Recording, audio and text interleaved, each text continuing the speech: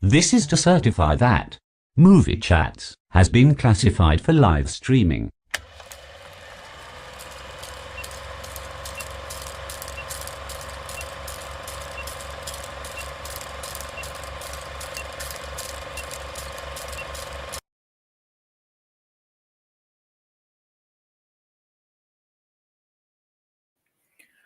Hey.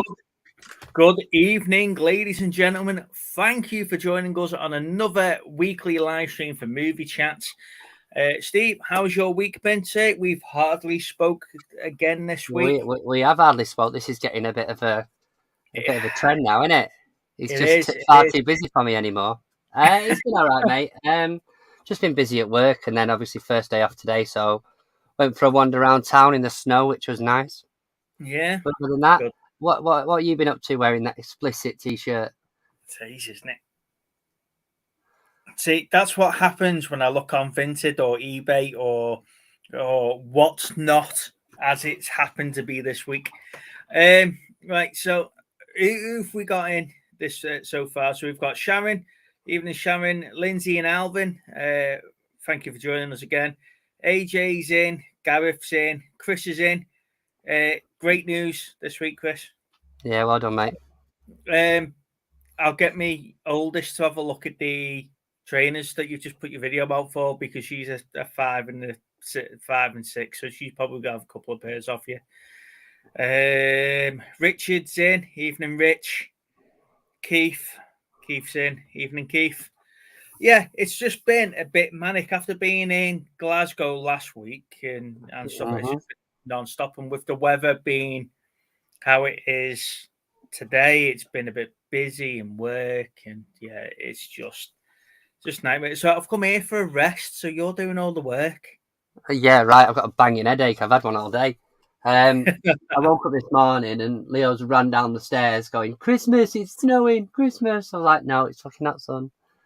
It really isn't." Christmas, so he was give me presents. He was doing laps this morning because he thought it was bloody Christmas. Evening, Cherry. Hey, Cherry. I know she's here. She's one of the first in. What's going on? I've seen. Yes, I've seen a picture that he put on Facebook about a little while back. Yeah, is that a teaser, AJ? Is that a teaser?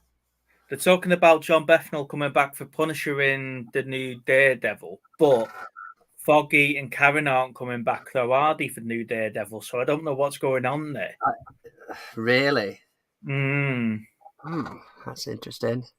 So, Chris is catching up on Quantum Leap.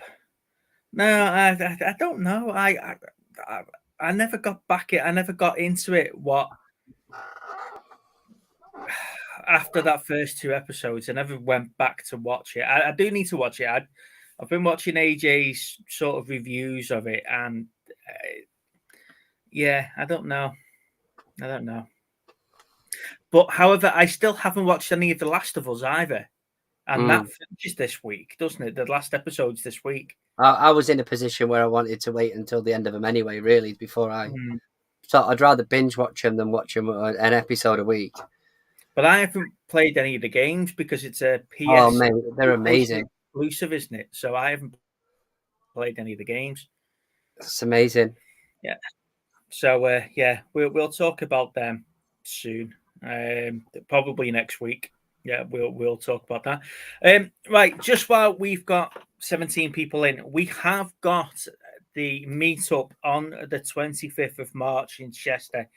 We are going to be meeting up at the Square Bottle Weatherspoons at about 12:30. So we have got a list of people that are coming. So thank you. They have confirmed. They have booked the hotels. If you're in the area, and you just fancy popping in, coming having a pint, you're more than welcome to. And it's no big shakes. You don't need to dress up or anything like that. Just come and have a nice chat over a pint about films and movies. And for some of us, it's just a catch up as well, because it's been a while since we've been face to face. And it'll be good to have a good old catch up anyway.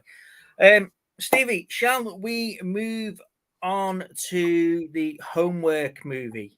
Yeah, go for it.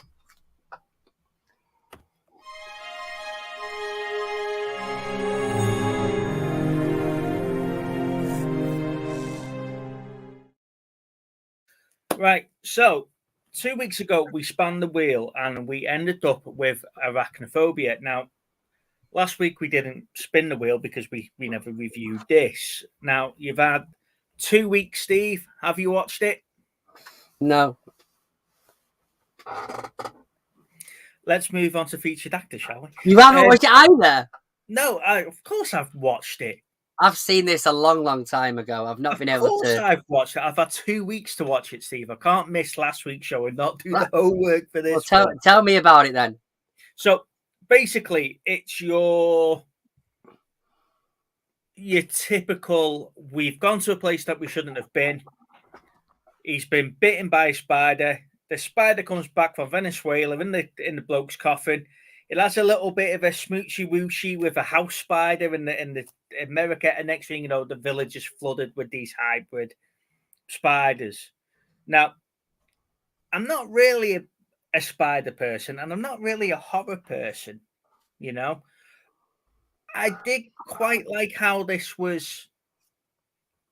No, winging it.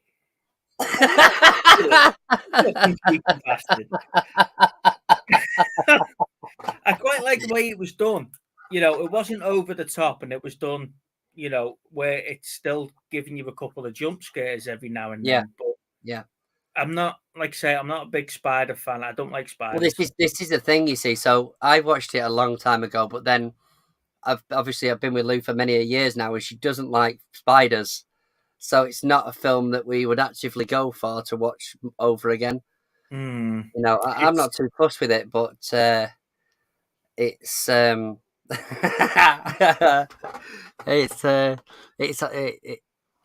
don't know. It's just not a film I would go back to be honest. I enjoyed it. I enjoyed it. It's a strange one for me because, like I say, I'm not a big spider fan, and it took a while for me to look at Mr. Organised here. It's not a film that I got, like you say, it's not a film I'll go back to, and it took me a while to stop looking at the cobwebs that we've got, in the garden and thinking what the bloody hell's in that. However, what I did do is that I did watch a little bit of a documentary about arachnophobia and stuff like that, and it must have been shit scary filming them on site because they had spiders running around the set with the actors. They were on set. They're not put in. Some of them are, but you know they were put on set as well. And I wrote them down. The Avondale spiders from Australia. Hey, no, is this one new? Hi, Neil. You all right? That's one of Lindsay and Alvin's friends, I think. Oh, thank you for joining. That's awesome. So there were Avondale spiders that were brought over from Australia, and they're non-venomous, they're non-dangerous, but they look like they are. And they had to have each spider checked, and they all had their own little like passports and stuff like that to get the spiders over to set in the States. So are you telling me that spiders had passports? Well, they had to go through quarantine checks and stuff, don't they? There was about 6,000 spiders, and they all had a passport. You imagine the little passport photo. Not allowed to smile on a photo. Yeah, don't smile, don't move, snap, got you. How do you know that one's Fred?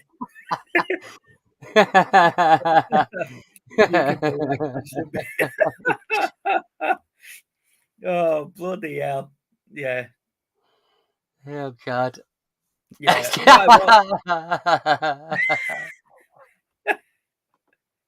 I don't know. First of all, we've a Catwoman, and now we've got arachnophobia. You know, it's but no, I don't know. Like I say, people recommended these films to us when we were starting the wheel, and it was like, right.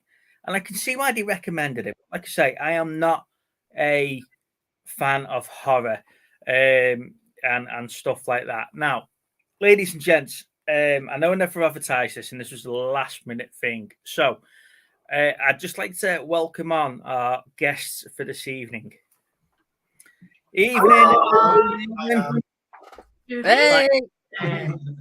I have said for about a month or so now that I will get you guys on the show, and I was sat there on my spinning bike, and you thought, you know what, why not? Let's invite them on the show. On my spinning bike. I was in the gym when I invited them in, and then so before work, you was networking while working out, was you?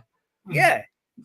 For the first time in ages, I've actually took my phone to the gym with me, apart from when I'm actually in the gym listening to music. But I don't take it for spin class, so I thought, you know what, I'll message you guys on there. So, Arachnophobia, you two, have you seen the film? Yeah, unfortunately, I don't do spiders, and it's not for me. No, horrible. With all your dumpster diving and I everything, literally thought the same thing then. You must have come across a couple of big spiders in your dumpsters. Yeah, he deals with them. I'm not dealing with them. I deal with rats. I deal with anything like that, but not spiders. Yeah, no way. I deal with the spiders. I catch them. We both have a category. Yeah, he don't mind rats now. He didn't like them at first until I ended up getting seven of them as pets. Yeah, but with that, I mean, did you just take them home with you? What's the deal there? Is it like, well, just shove them in the back, we'll be all right? I didn't. I'd take them out from dumpster diving. Just to clarify, they were pet ones. We bought them from the shop. All right. Evening, Peter. Thank you for joining us, mate. I wanted pet ones, so we ended up getting a couple, and then we ended up with 7. Yeah. Wow. See, that's what sort of happened in this film. They kill a spider from Venezuela, ended up jumping into the bloke's coffin and gets brought back over by the States and misses all the quarantine, and then makes a little love nest with the local spiders, and that sort of just yeah, true.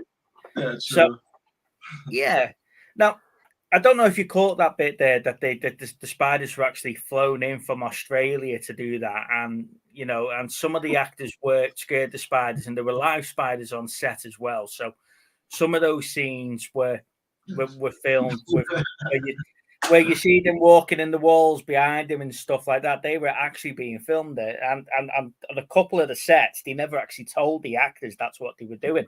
So really, when they turned around to see the spiders, it was like, so they were really scared of it. Yeah, they were really scared of what was going on. I found the documentary was better than actually watching the film, to be honest. But that's just me being enjoying that sort of stuff. Just for the viewers that don't know who you are, would you like to go through quickly about what you do and how you know us? Yeah. I'm Lindsay. And I'm Alvin. We are Dumpster Divers UK on YouTube. It's kind of our hobby. We're also part-time resellers. Yeah. And we know these lovely pair through channel. And we love this channel. We love tuning in. Yep. Thank you, guys. Let's go. So let's go. So yeah, we just do a little bit of part-time reselling, but the dumpster diving kind of kicked off for us on the YouTube, so we've changed it all to just focusing on that on YouTube. So when are we starting a weekly live then? Oh, we've got to start a weekly live, 4 hours. Absolutely, that's got to happen. They had more viewers than us, mate, on the first go. It's a proper piss take. It was a second go. we did our first one. We got 100 subscribers. We did our first live. Yeah. Wow. I think we had 158 views in total on that. And since doing the dumpster diving, it's just gone. Yeah. Blown up, hasn't it? Absolutely crazy. Well deserved. Well, I put your live out on a couple of the Facebook groups and our Instagram channel. They were so grateful for that. Yeah. I did. Lindsay wasn't impressed the way that I called them misfits. Did you see what he actually called us? He said 2 misfits. Cheeky sod. Well, it wouldn't be a movie chat's post if it didn't insult you. Insult somebody. Yeah, I've got to do it somehow, haven't I? So what type of films and stuff are you into then? What's your go-to? Well, I'm more of a sci-fi guy. Yeah, sci-fi like disaster movies. I'm really into them. Me, it would be horror. Anything horror, gory, jump scares. Love it. But So if we get a horror sci-fi movie, you'd be made up. Well, that's their type of movie. As long as there's sci-fi in it, I will watch it. There's I was watching a like 3-part series thing today, which is about a plane that disappeared in like 2014. That's quite interesting. I've watched the first episode so far, but I'm going to keep it going. But I think it came out today. But that's interesting about it because I like that sort of stuff where it's like true life and everything. yeah. I think I might go myself to watch that, Chris. The Adam Driver new film 65, where he crash lands on Earth, and and he's going to deal with the dinosaurs. It looks brilliant. I've only seen one trailer for it though. I've tried to avoid everything else, but yeah, it does actually look really, really good. Peter's asked a question up here, which I think we skipped through as we were talking to Lindsay and Alvin. Sorry, Peter. Arachnophobia or 8-legged freaks. Now, I haven't seen 8-legged freaks, so I'll have to go Arachnophobia on that one. That's the one, Queenie. However, 8-legged freaks is also on our wheel because I think Shabba asked for that. Yeah. So That'd be neither for me. What about you, Alan? Yeah, I don't mind watching it. You've not seen it, have you? 8-legged freak. Nah. But I'm interested in watching things like that. Mm-hmm. He can watch on his own. I like things like Anaconda. All right, yeah. I love that. I haven't seen Anaconda for a while, but then I saw there was a Blu-ray box set in CEX. Is there about 4 of them now? 4 or 5 Anaconda? Yeah, I was just about to say that, yeah. There's a few of them. The only one I saw is the one with Ice Cube in it. The first one. Yeah. I couldn't believe that there was so many of them when I was looking at them, and I've done it again. I've clicked the button and bloody pop up picks up on the screen, and I don't know how to get rid of it. Technical issues. Sorry, guys. Because I've got to use Lana's laptop because I'm not allowed to use my work laptop. I just don't know what I'm doing with it. We don't know what we're doing with this full stop. If I this, I've got something. Tell you what, we'll do. We'll move on to featured actor, shall we? Yeah, go on then.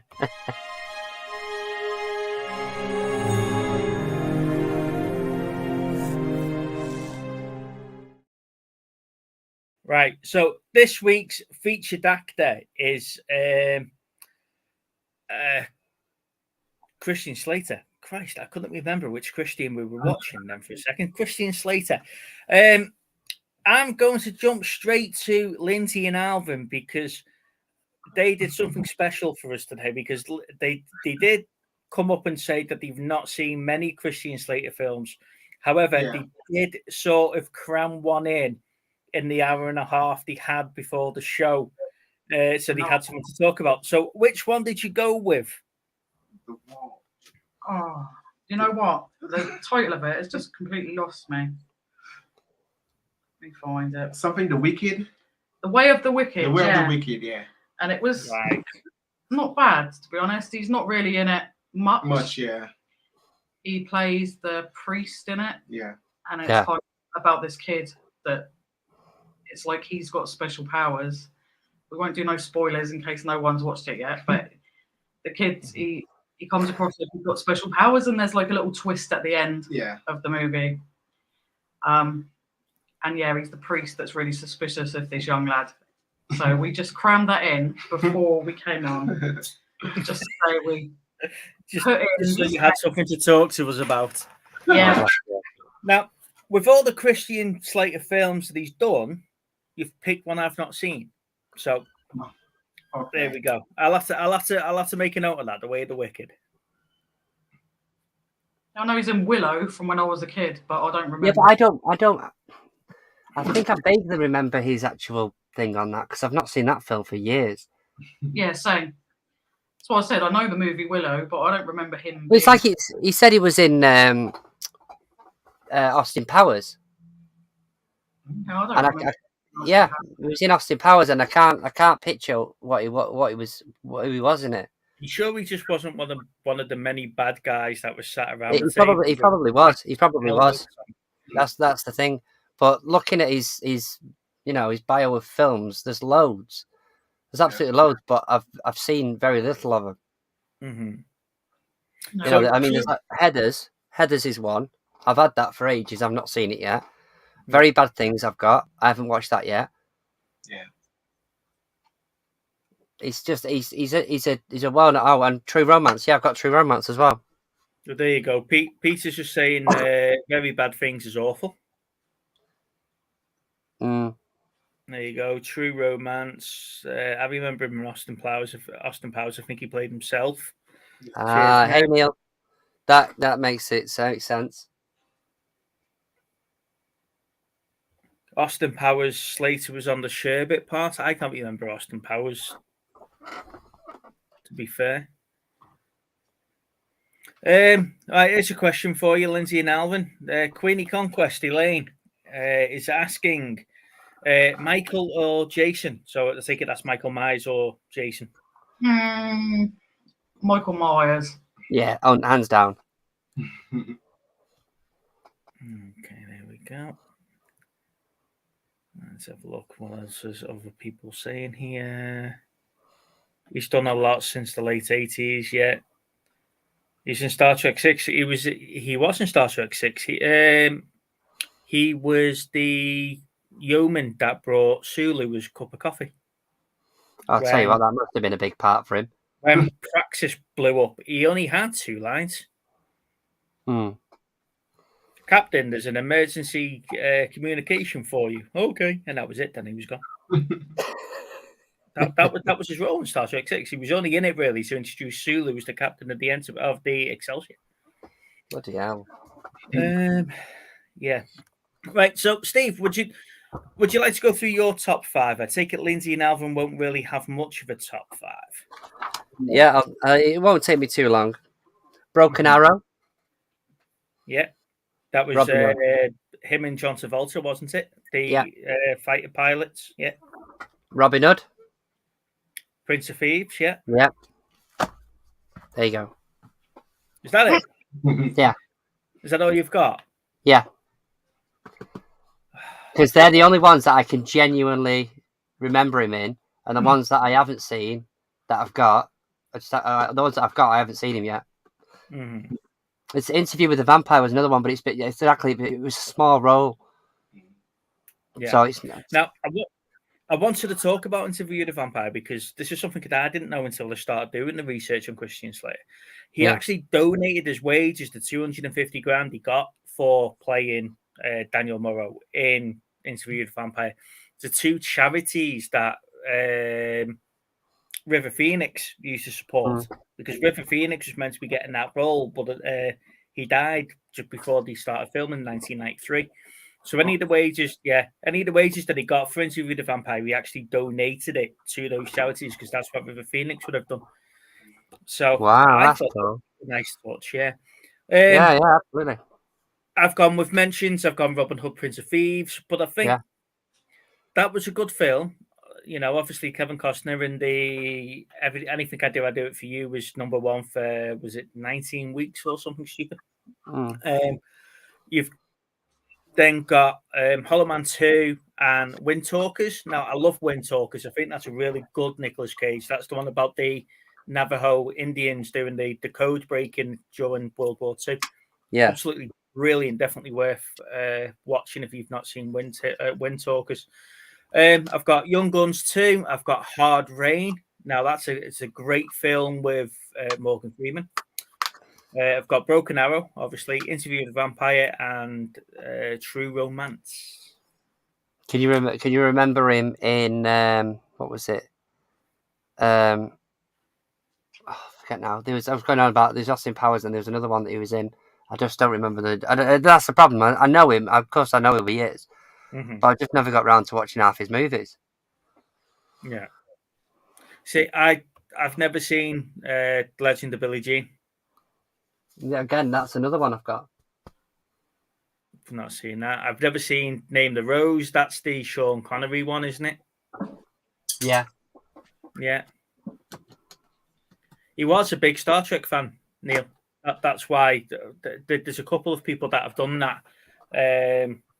But they do it more in TV series more than films, where they play like an ensign or something like that for a scene just to say that they've been in it.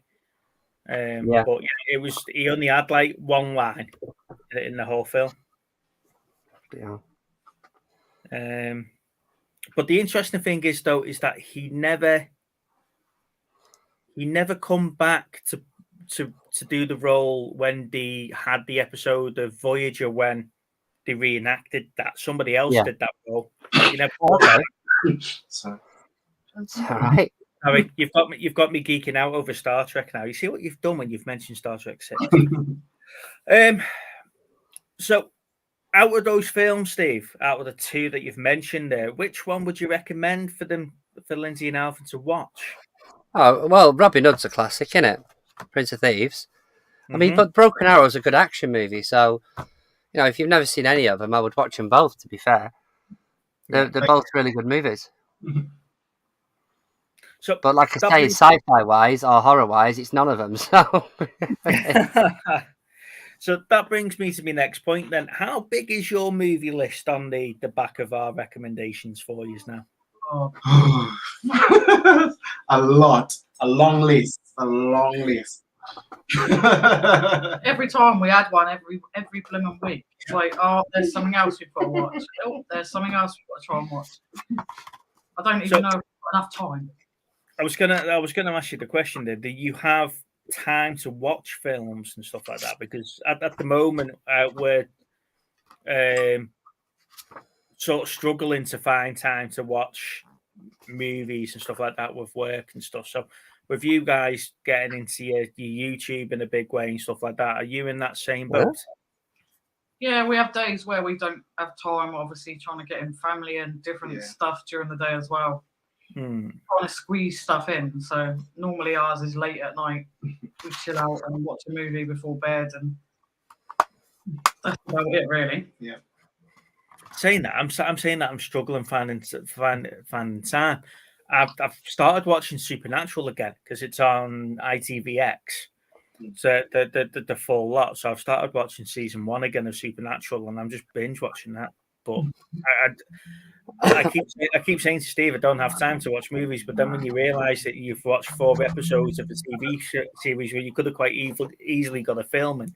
Yeah, I get it. I mean, I just I picked up some DVDs today because I got to have a look in one of the boxes behind the counter, and I needed a 6th one, so I just picked up Star Trek Nemesis, right?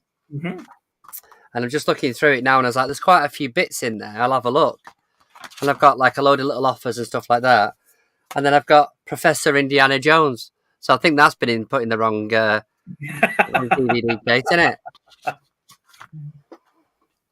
was just laughing to myself because you get all the usual bump. But, I still need to watch The Phantom. You do need to watch The Phantom, Sharon. You need to watch it at least once. Just to say you've achieved it. Just to say you can tick that one off your box. Just before we move on, the Insidious stuff, is it the last one? Is that the last key? The last key, yeah. It's the last. It's the latest. I need it on Blu-ray, but I picked it up today for pennies, really, just to add to the collection. So I've got the other ones. Sorry, go on. Peter's saying Disney are doing 2 for £30 on the 4Ks. I've got to stop. I've got to put a stop to it somewhere, Anna. Steve. Yeah, but the thing is that I've got to get the only ones I need to get at the minute is the 1 and 4 of the Toy Stories because I've started a collection there. I mean, I've already got them on Blu-ray and 3D and all the rest of it, but obviously I bought them the other week, so I need to get the other 2 on 4K. See, this is what happens with me. You see, because Chris has done it to me this week. He sent. See, Steve knows where this is going. Chris sent a comment in Messenger about Big Steve. Have you seen this seller on Vinted? They've got loads of Predator stuff, and I'm like, right, Christ, thank you very much. What have you done here? And that was it. Then I've gone and got 2 or 3 of them. So. Have you 2 or 3? Did you lose count after 1? How many? How many did you order? Got bills to pay, Steve, but fuck it, that kicked in. Blinking as many times as you purchased. It's Chris's fault. You know, I can't even blame Mike. Honestly, guys, I saw this message last night, and I had a look at it, and I was looking through the page, going, "Bloody hell!" And I put a message on there saying Steve's wallet is about to get a lot lighter. Well, that shelf's about to get a lot heavier. It's a 1 in 1 out, remember? So which Transformers are you getting rid of? None. None. I'll get rid of my Star Wars before I get rid of my Transformers. But, no way, I didn't realise that. Most Sony 4K films are £10 or £12 in HMV and Amazon. Okay, right. I'll have a look at that. So, Lindsay and Alvin, obviously, you can see Steve's collection behind it. You can see my collection, and you've seen videos. What's your like guilty pleasures? What do you keep hold of when you find them in your travels? What are you looking out for? I put it more for like dragons, like Toothless and things like that. Yeah, that's what I more collect. What, plush, you mean? Yeah. Oh. Anything Toothless he loves. Yeah. But yeah, for me, I'm not really a collector of sorts. Oh my god! Oh, that's a Build-A-Bear, isn't it, Steve? I don't know. No, it isn't. But it's from the first one. Oh, right, yeah. Yeah, I love the first one. Yeah. Cute. But yeah, he's cool. I watched him. I remember going to the cinemas to watch it with my son when he was younger. My eldest. Yeah. I loved How to Train Your Dragon, but that's pretty cute, isn't it? We've got a black cat called Marvel, and one of the Halloweens we got little wings and put it on, and she looked like Toothless. Yeah, we've seen one of the avid little wings. I'm like, and she hated it, but she did it. She's gonna get a cat. Yeah, we're black catters as well. We've got 2 of them. Oh. This one's Coco and the other one's Pearl. Well, believe it or not, Marvel was Marvel when we got her in the RSPCA. That's what they called her. She had 4 little kittens, and they called them Iron Man, Captain America, Thor, and Wolverine, and they had gone, and they left the mum, and we ended up with the mum. But she played me for a right fool, our cat did, because she was all over me in the RSPCA, and when we got her home, she became I hope so, because I'd be quids in if that's the case. I don't know. Will DVD become a boom? Because Blu-ray sort of in that sort of danger zone now, isn't it? Because people are either buying DVD or they're buying 4K. Well, you see that they've been pushing that for a while, though, within the supermarkets and stuff, because it's obviously cheaper for them to buy in DVDs, and for the amount of media that they sell, it's not worth them getting a whole aisle worth of Blu-rays, is it? No, because Asda's done that. They've cut right back down on their Blu-ray. Mm-hmm. Yeah. So it's either DVD or 4K. There's probably about 20 maybe titles in my Asda, a Blu-ray, and then the rest are DVDs. And then there's a Blu-ray section that has offer on it. So it's like, I know, 2 for 12 or 2 for 13 or something like that. But you got to think about it, though. It's a good question, because there's going to come a point, how many of these DVDs are going to sort of landfill because charity shops won't take them. Do you know what I mean? So once that sort of boom has initially gone, will we then find it's rarer to get hold of certain ones? because they go out of print all the time. So, and this is what I said the other week to you. You know, when I'm sorting out my DVDs, I'm going to start going through, and the stuff that I can't replace on Blu-ray, I'll keep hold of, all the obscure stuff. Yeah. You know, because I think at some point it's going to be difficult to get hold of them.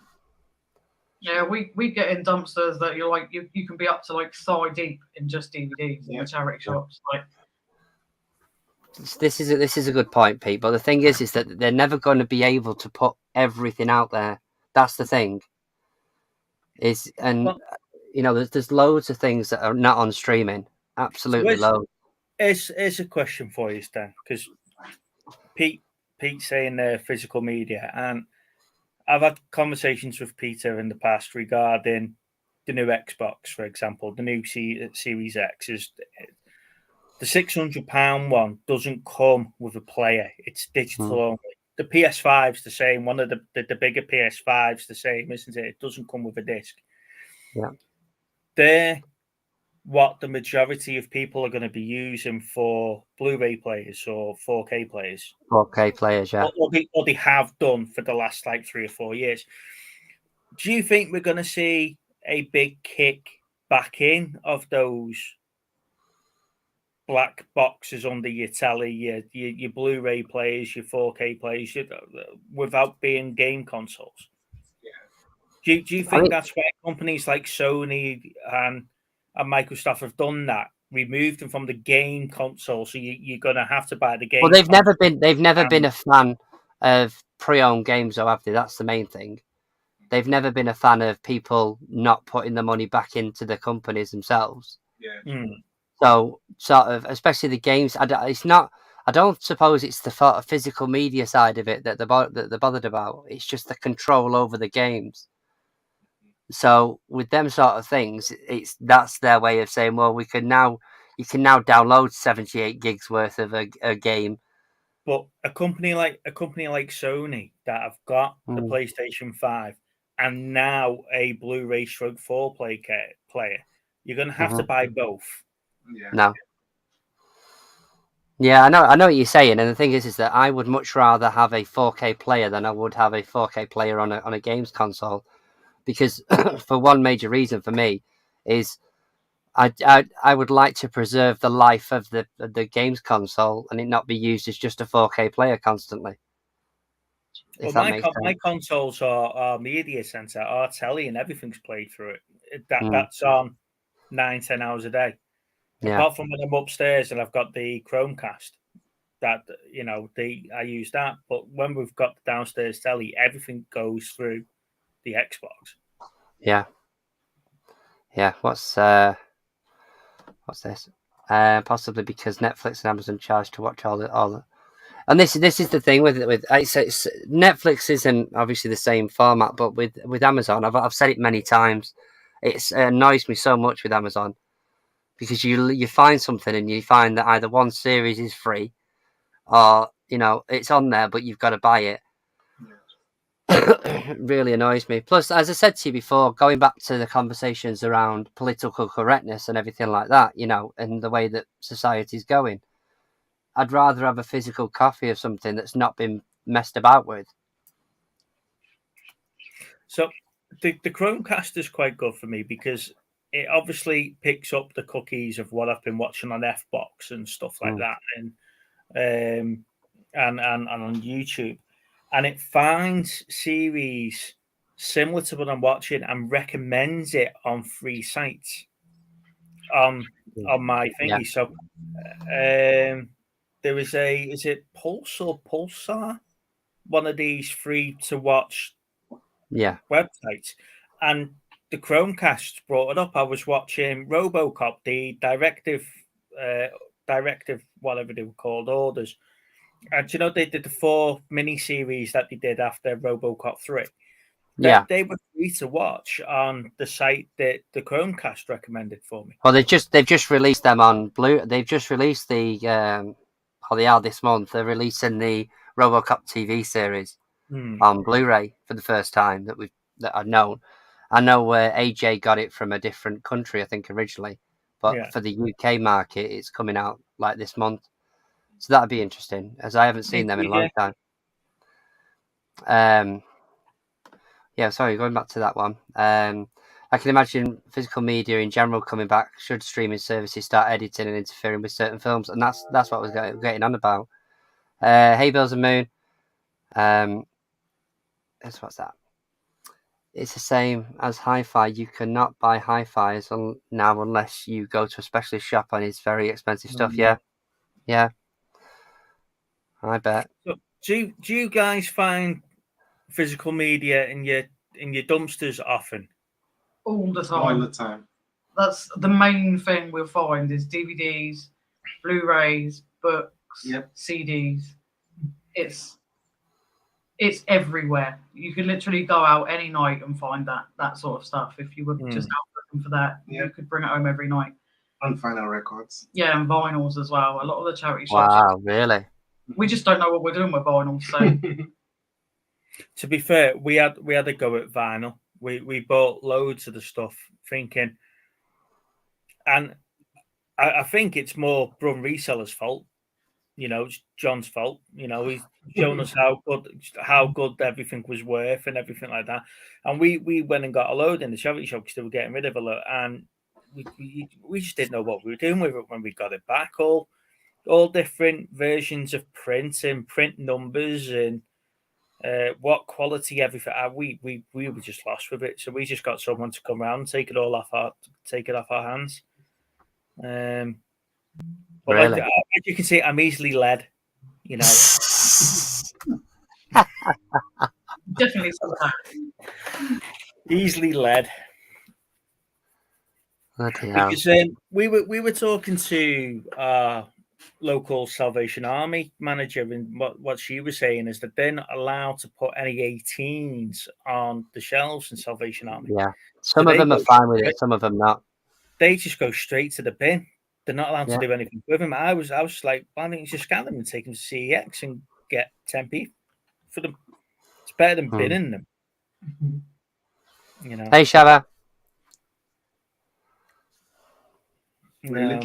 Literally, CX give you 1p for a DVD. Oh, it just kills me inside.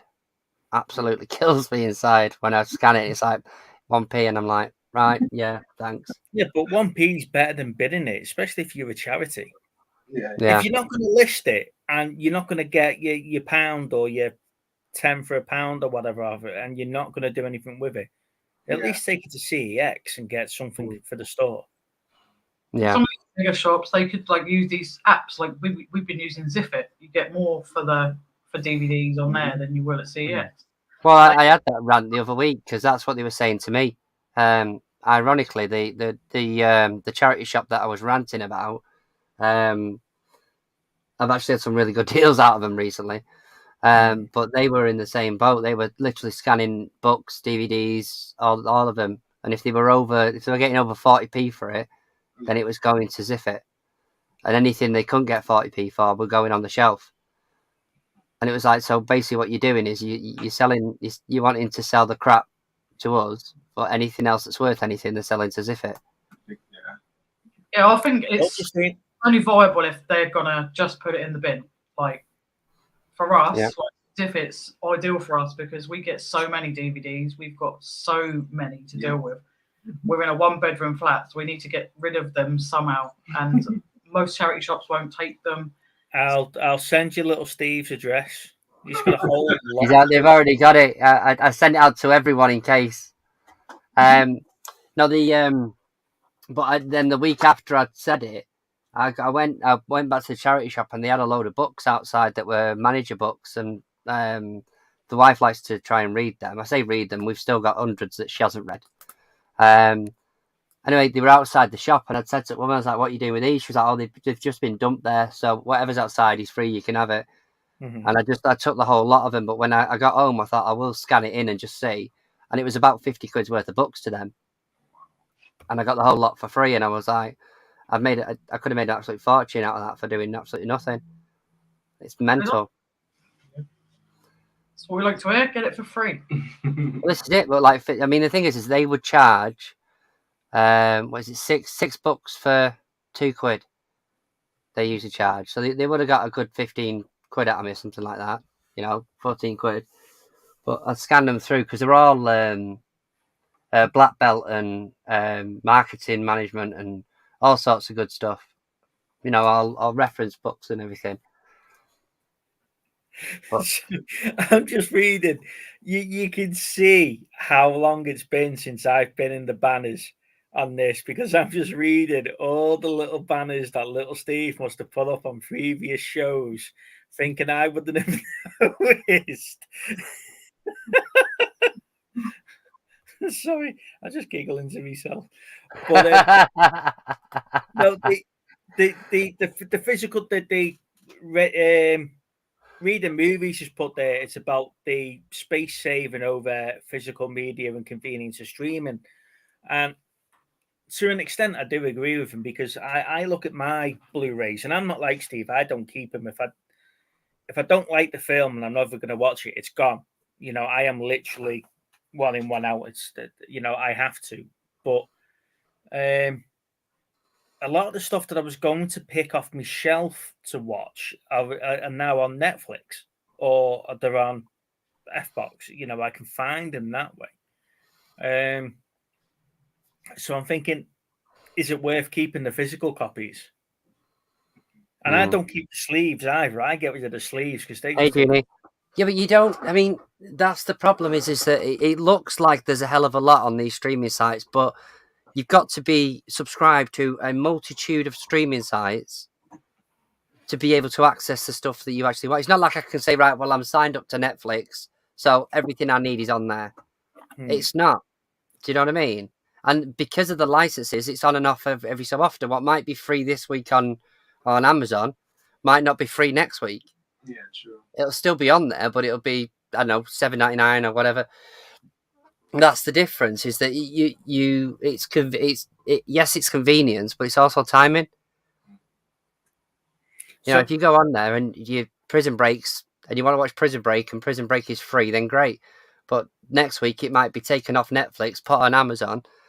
You get your first episodes free, and then that's it. After that, you pay for them. It ends up costing you a fortune. When you end up having to subscribe to all the different. Well, I was having a chat with one of my work colleagues this week, and we were talking, and he's got Sky, he's got Disney, he's got Netflix, he's got Amazon, and he's got Apple TV. Oh, and what he's after might be on Paramount Plus. Well, this is what we've come to. He had to get Paramount Plus because one of the series is moved from Netflix to Paramount Plus for the second series. So he was like, right, so he's now had to get Paramount Plus. But he's rang Sky and he gets Netflix and Disney through Sky at half the price of what the subscription should be. Paramount Plus is free for 6 months. But then he's tied into 12 months with that, so he pays 6 months and he's got 6 months free. And the Apple Play he's got free through something else. And I'm but you keep them things running, because once it's run out, you're like, oh well, I'll just keep it for the extra. Well, and before you know it, you're paying more for multiple subscriptions than you have for Sky.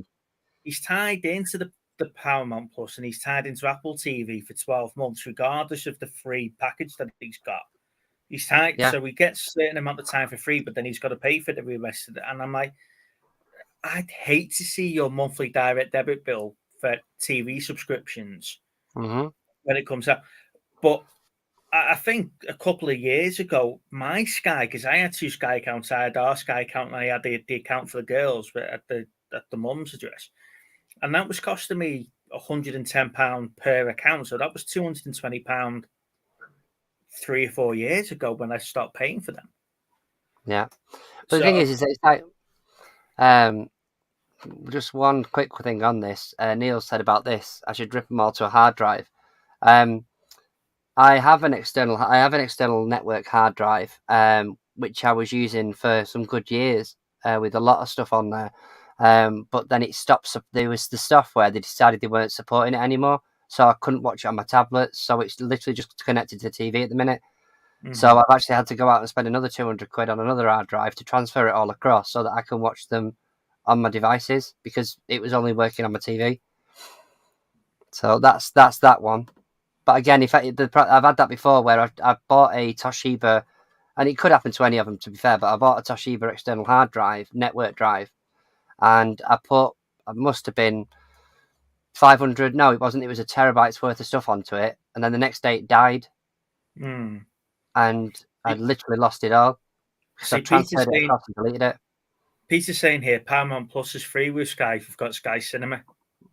But I mean, I used that one as an example, but all of these different studios and companies are bringing out different streaming, and it's not a one-stop shop unless you have a Fire Stick or something along that sort of lines. Which again, that can go down at any point. Jilly's just put there that you don't have any subs, just Fire Stick. Now, a lot of these internet providers now are stopping things like Kodi and stuff like that, and it's like Fbox. Every now and then, I get Sky have stopped you from going onto this app. Yeah. Every now and then. So it's like, and then what they must do is that they must just change the URL at the background of the app just to get around it, and then it'll block. So it won't be long before they start blocking all these third-party sites, and you probably find that you might end up getting fined for doing it, because if these companies like Sky or whatever have then got deals with Paramount and everything else, and you're streaming their content for free, is that then, I don't know, is it copyright? Is it I don't know. I don't know which rule it'll fall under, but you've not paid for that service. You've not paid for that content. No. And this is it. It's just, it can be taken away in an instant. Do you know what I mean? I mean, yes, if I had a Fire Stick, it could save me £100 a month. Well, I say £100 a month. Obviously, I'd still have to pay for the internet side of it. But, with the little things that we had on, and then the Virgin or whatever, yeah, it'd save me £100 a month. But for how long? Do you know what I mean? And how reliable will it be? I've got the football on Virgin, because obviously I watch the football. But if what annoys me is trying to watch a stream that crashes every 5 minutes, or that's on a different language. In fact, to be fair, they make more sense than Jamie Carragher and Gary Neville anyway. But it's one of those situations where that's what I enjoy, so that's what I spend the money on. Same with this one. Same with the stuff that I've got here. That, as I said before, at any given point, they could be on any sort of streaming service, but it might not be as convenient every single time you try and find stuff. But there's no one-stop shop. I don't know, Peter. I'm sort of old school when it comes to piracy, and remembering you wouldn't steal a handbag. That one, you mean? The adverts at the start of the videos that you used to rent, and it's the bold bloke burning stuff, and and old blokes walking around pubs with rucksacks full of CDs. It's literally that advert on every single VHS and DVD on it. Yeah. But I remember when the IT crowd took the piss of it. I think it was like, you wouldn't steal a copper's hat, poo in it, and then give it back to him. You wouldn't, you know what I mean? It was like fucking brilliant. But you wouldn't steal a handbag and all that. And piracy is a crime. Do not accept it. A proper drilled into you. Like I say, it's definitely a thing that's not going away. Piracy, really, is it? It's not, because I mean, even when we talk about bootleg stuff, it's still piracy. Just because they've named it bootlegging, it's still piracy. Yeah. But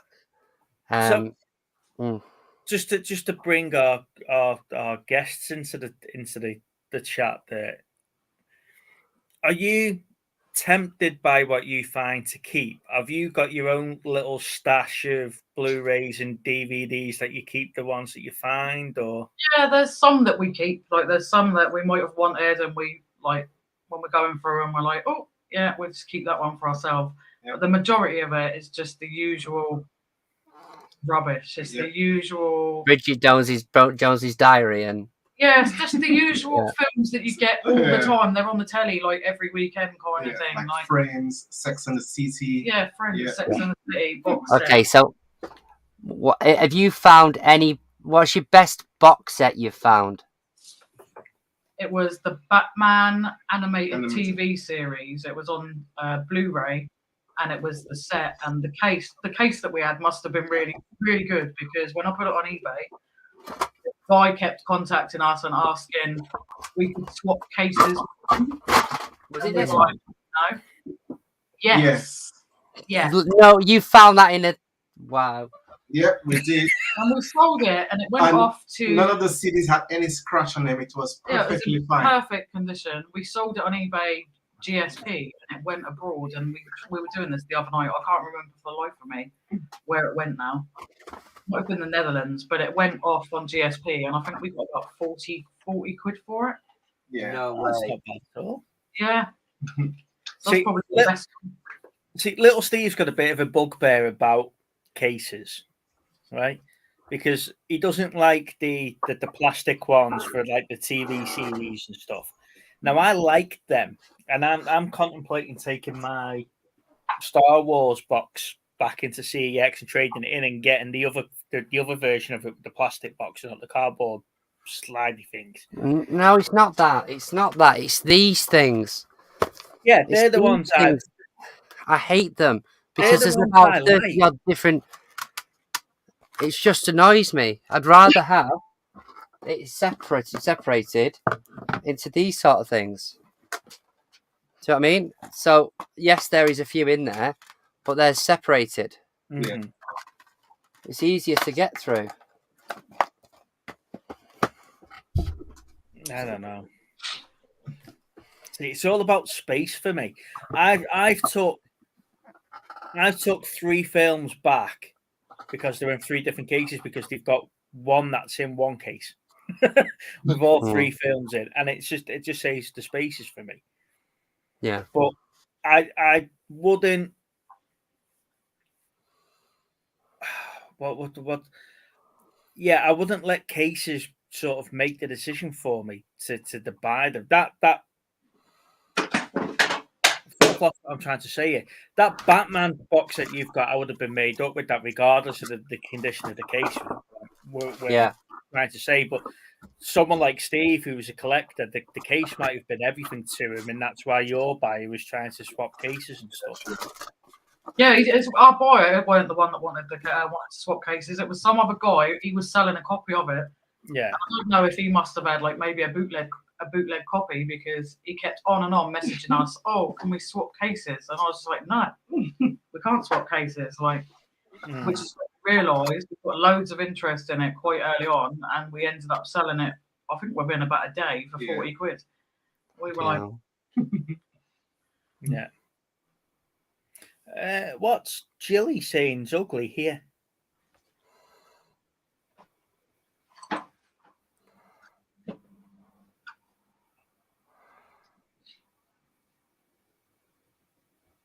I don't know. Maybe is it the DVDs that we're talking about, the Blu-ray? No, it might have been. At the moment, I'm doing a little project. If some DVDs that all scratched up that could be used, I'm gonna turn it into a household lamp. Oh, that's cool. Yeah. Yeah, the plastic DVD sets. Yes, that's what I'm talking about, Jilly. See, Jilly gets it. Yeah, but they're stood on the side, though, aren't they? You know, I mean, don't get me wrong, they look good on a shelf like that, but they're just. I mean, like this is an example. It's absolutely impossible to get to sort of work with when they're all. I mean, this isn't too bad, but there's, when there's loads of them, and then that other thing that annoys me is stacking DVD Blu-rays on top of each other. But on a shelf, obviously, it does look good on a shelf. But like you say, space in it. Yeah. Right.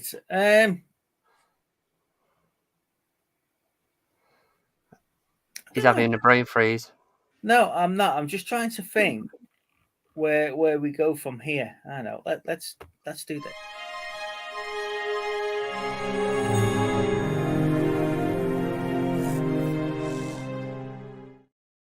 So, where have I put the bastard thing now? 2 seconds. So, as you know, I like me Attack on Titan, right?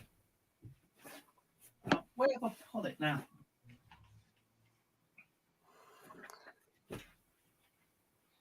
That's why. That's why I can't find it, because Lana put it away. I put it on the table and she's put it on the shelf. So I like me Attack on Titan, and I like me anime stuff, and I also like the live action stuff that they do on the back of anime. What I don't like is watching foreign films with subtitles, right? Pick this up in CEX, right? Yeah. This is the Attack on Titan live action film. Yeah, it cost me £5. The effects on it are brilliant, and you know the story varies a little bit from the story, from the rest of the Blu-ray set and everything like that. It's got a whole list of special features. The only thing it hasn't got is bloody English language. They haven't dubbed it, so I've had to watch it with subtitles. And lucky enough, there is parts of this that I know, but they have changed storylines, they changed character names and references and stuff like that. It just pisses me off. We're in 2023 now, and you can't give me an English dub on the film. And I know people are going to say it's the culture and all this, and you should pay attention and all this, and enjoy it for what it is. But I like to watch a film. I don't have to pay attention to reading it. That makes... I hate it. Absolutely. You don't mind, but I can't deal with it. I just want to sit back and relax and watch a film. I don't want to read. I want to read a book. Talking about movie, sometimes whilst watching a movie, she'll tell me everything about the person, how old they were, what other movies they were, and when the movie finished, you know, I didn't even understand the movie because she told me everything about the movie already. But I'll go looking at all the actors, and I'm like, oh, this is so and so now. Look at them now. Look at this. Blah blah blah. But I like the film. I think the film's a really good take. And the reason why I've not watched it via other means is because it's only got the Japanese version of it. And by the sounds of it, they've never actually dubbed it to English or to American or whatever that you can for those markets. So I can go and watch the second part via other means now, and I don't need to buy it on Blu-ray. But if you're gonna put something out on physical media and you're gonna sell it worldwide, and I don't know if this is just the English in me thinking everybody should really accommodate the English, but give me something that I can watch in English, and I can or American or whatever, or even bad American English, and I can pay attention to what's going on screen and not the little tiny text you put across the bottom of the screen, so you can get it in the way of the picture. Yeah, true. I noticed some movies now, like they do the English voice instead of reading it now. Yeah, they're dubbing it. I prefer like that because you don't have to always read and watch at the same time. Yeah. I thought I just where is it? There we go. Bills and Moon. Yeah. I said I watched that the other day, last week. That was really good. The dubbing on Western, all quite on the Western front. But it's not like. Do you remember like when you used to put teletext on your telly and it used to come up in big writing and take half the screen up and see what was going on? All tiny little print now as well. So you find yourself like that, trying to concentrate on what's going on, and you're missing the top half of the screen. But yeah, so that there's that, and I've spent loads of money on clothes this month, and you know I've got some stuff. Did you think fuck it? Did you? Yeah. You know, I've got bills to pay, so I've got some stuff off Chris. I've gone to the Everton website where everything's on offer, and I've got a couple of stuff off there. And I'll be Attack on Titan. So that's my pickups of the week. So I've been a bit boring this week. Well, that's significantly more than you'd bought the week before. I spent more than what I spent the week before, shall we say. There we go.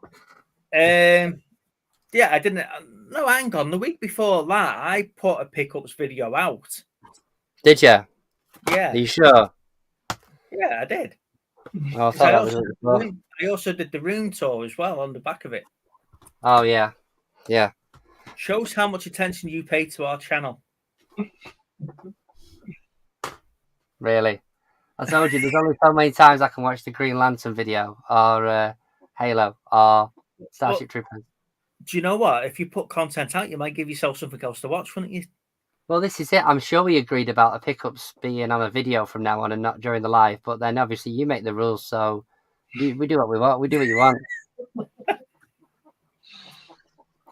Am I the only one in this conversation that actually heard that last week? They went, no, I did say that, Steve, but the fact is that you just no, hang on. The fact is that you've just picked up 6 cases off your shelf there to give something to show now.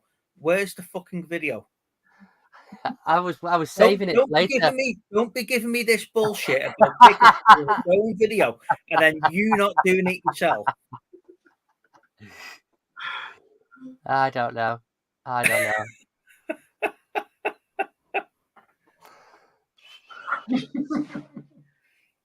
See, he likes to practice what he preaches, but it's like practice what I tell you to do and not what I do myself. That's what he does.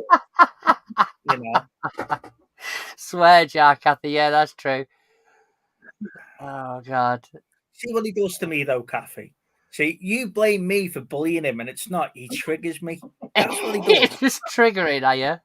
Yeah. Right. Well, let me get these pickups out of the way then. Go on. So I got a few bits. I got some Justice League Dark Apocalypse War? Apocalypse War. That's actually quite good, that is. These are only a couple of quid each from CEX, so I picked them up. Deathstroke one. Mm-hmm. I went into British Art Foundation and I actually went there twice because I know I've got one of these, but I can't find it anywhere. So I picked up Death on the Nile, the Agatha Christie one. Hey, Brad. And Evil Under the Sun, the Agatha Christie one, just to go with my Merger on the Orient Express, which is the one I was getting out of the shelving a minute ago. So there, I had to get the other ones for the set. I found this in the charity shop today for £3, so I picked it up, which is the 1 to 3 of Better Call Saul, which is a series I've still not got into yet. So another 6 series, so I picked those ones up for £3. If I trade it in, the £5, so quid's in with that one. I picked up Tremors, the Arrow release. I do have the box set of them, but obviously this is the restored version. It's quite nice. I traded my version of Tremors in on Blu-ray and got £4 for it. Yeah, like I say, it's not bad, but I think, to be fair, I got this off the back of a trade-in anyway, so it didn't cost me a lot. This was one I bought last week and completely forgot about it. It was underneath the sofa because I'd hidden it from Leo. So it's a Studio Canal collection for the release for The Howling. You hid it from Leo. Does he like The Howling? Does he? No, this is actually a 4K release, should I say? No, it's I'd had it downstairs in the front room, and he's got a thing at the minute with my son is a big fan. Oh, bless you.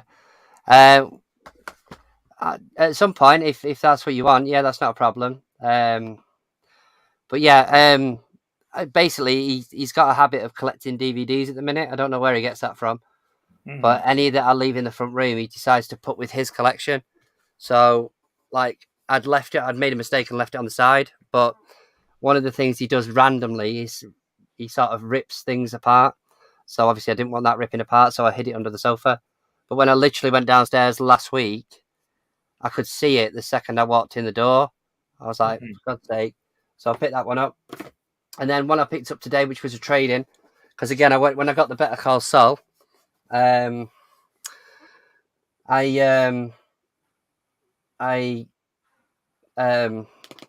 got a box set of the Harry Potter movies because they were behind the counter. And then she said to me, "So how much do I charge for box sets?" And I was like, "Well, it's £3, isn't it?" She was like, "Yeah, fine." So I bought that for £3 and I traded it in for 10. So I picked up Candyman, the Arrow release of Candyman. The original Tony Todd one. Yeah, with all the books and poster and all that sort of stuff. But what I didn't realise until I got home was it's the 4K version. So I was chuffed with that one, because the reason I hadn't picked it up originally when I saw it last week was because I've already got the Arrow version of Candyman. That's cool though. So I was like, well, do I bother? But I thought, sod it out, because I traded that stuff in and I couldn't figure out anything else. So I thought, sod it, I'll buy it anyway. But then this is the normal version, so I'll probably trade this one in now. It's not worth a lot. I think it's only a couple of quid. Yeah, that's pretty much it. I found another movie for you, but I'll save that for when I come down. Right, down. So yeah, but that's pretty much it, mate. So, Lindsay and Alvin, whatever you've sent me in the post hasn't arrived yet, so please don't think I haven't said thank you on it. It just hasn't arrived yet. So we haven't managed to get it out yet. That's why. Ah, right. Okay, that's why. That's why. I was thinking then. I hope they're thinking I'm not saying anything, but if you have not posted it, that's why it's not arrived. There you go. Little Steve did that. He messaged me at Christmas. I've got something for you here. I'm going to post it out to you, and he just never did. What's that? I posted stuff to Chris. To me, you dipshit. Well, I think at the end of the day, I'm going to see you in a few weeks. I might. The way it goes with your postage, I might get there before it does. My postage is quite somebody else's address. Well, next door's got a ring doorbell now, right? So the postman must go like that on their door, doesn't ring the doorbell, and then comes and bangs the crap out of my door and leaves the parcel with me for them. And the next door neighbour's shouting through his ring doorbell, "Throw it over the fence!" You can hear him shouting, "Throw it over the fence!" He's still giving it to me. I'm sure he's got something for Lana, you see. That's what it is. He's got a little thing for Lana, and we just hoping she's answering the door. Sounds like somebody's coming up here. So your pickups, Lindsay and Alvin, then do you on your live stream you show us quite a bit. Do you hold stuff back or on your videos? Because we've mentioned ring doorbells now. Is that your tea? I would imagine so. So, do you guys hold stuff back from your videos from what you find, or do you just show us everything and just that's it? I mean, we don't really go. We decided to steer away from the reselling stuff as such, so we don't tend to show a lot of what we find if we've been in the charity shops and stuff, because obviously we've made the channel like dumpster diving. You dumpster diving now, so if we do show anything, it's mainly stuff we have found in the bin, and some of the stuff. I mean, we went on to the lovely Amanda. She's in the chat tonight. We went on her show. We showed a few items that we've had, some of which we bought from charity shops, some of which we found. So we didn't show you that. We didn't bring that home. There was no way. They say that, but I'm not sure. I'm on the fence on this one. No, I don't want anything like that in this house. Horrible thing. Used as well. Can you imagine being at the charity shop though and actually opening the bag of that and going, "Yeah, no." In the bin. Well, Queenie, this is entirely up to you, my dear, because you know little Steve's going to disappear like he has done when we were in Liverpool, where he disappeared for 40 minutes and we all thought he got lost coming back from the toilet, and he ended up in 2 CEXs and come back with Mean Girls on Blu-ray. So well worth it. There will be time for shopping. There'll be intermissions for charity shops and CEXs. Yes. Now there is where the first pub we're meeting up, the Weatherspoons, to CEX is literally a 2-minute walk around the corner. Yes. And there is about 4 charity shops around that area as well. So You'll have plenty of time for your charity shops. However, I'll be in the pub, avoiding bird poos and being sick after the last one that we were Liverpool, shall we say? Yes. Not nice. Not nice. Sounds entertaining.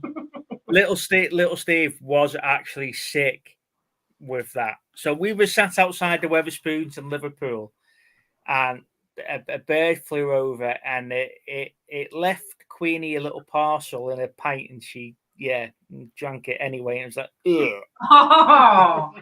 Oh no! Yeah, I've got a bit of a gag reflex on that situation, so I was a bit like, yeah. So it put me off my Subway, and then all we heard was little Steve. All we heard little Steve go around the corner. He tried to take himself away, but we could all still see it here. Oh, it was all good. Horrible. Yeah, Andrew's getting there early, but Andrew gets everywhere early. So yeah, there'll be time for charity shopping and stuff like that in between pints and pubs. I'm sure. What have you gone with, Steve? The McPlant? Yeah, she's got me a McPlant. I'd like to say this is a rarity, but when it comes to her cooking, it seems to turn up in her car. I hope you do a video of the meetup. I'm assuming there'll be a couple of live streams running throughout the day. I can guarantee you that Andrew will do at least one, won't he? Yeah. I don't know. How about we do this every time that we order a drink on the Wetherspoons app? We have to go live. That's fine. I don't use the app. Oh, Queenie.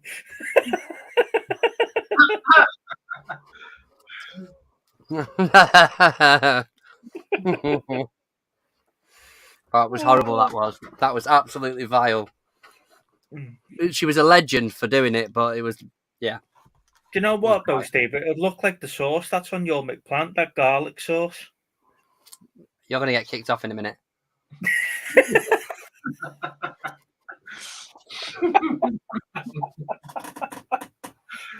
Behave yourself.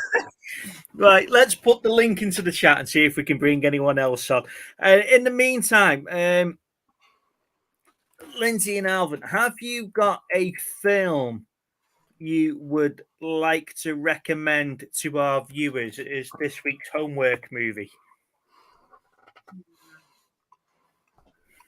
Do you have to watch it as well? Yes, we have to. Come on, we know where this is going. Please, next week. So the sex tape of you and your blow up sex doll that you're not showing on your channel, we can't watch that one, unfortunately. Oh, well, that's no good then. You're asking for this one, Steve. You're asking for it. And you're asking us to recommend a film that you have to watch, which is... I am, and I know it's going to be... hilarious. I know it's going to be Grease 2, isn't it? Yeah, it's got to be Grease 2. As long as it's not that greatest waste of fucking space again, I don't need to watch that. That's one of the best movies ever, The Greatest Showman. How can you not like The Greatest Showman? No, it's not. It's not the.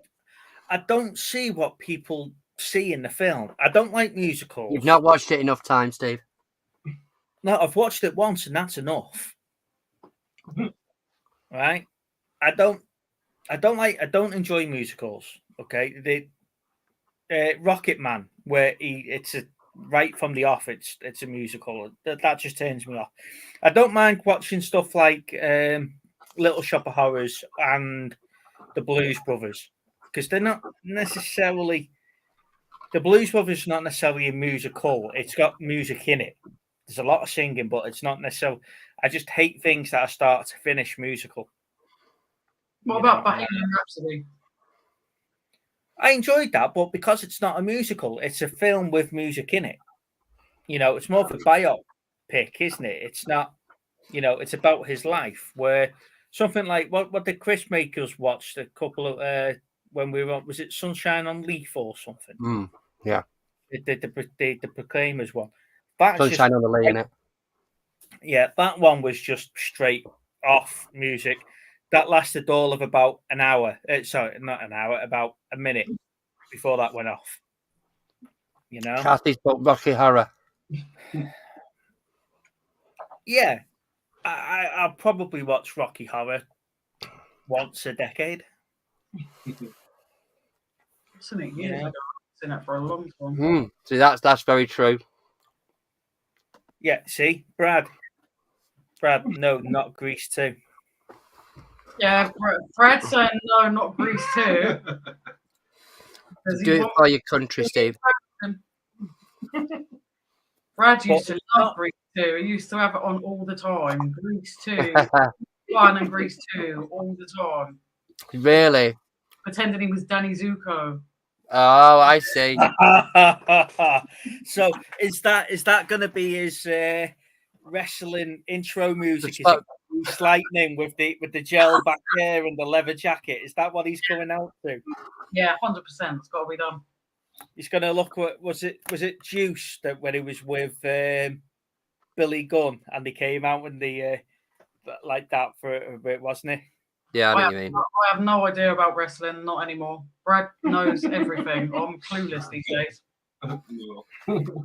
So, what's it like, Brad, having your mum giving out all your little secrets all over YouTube?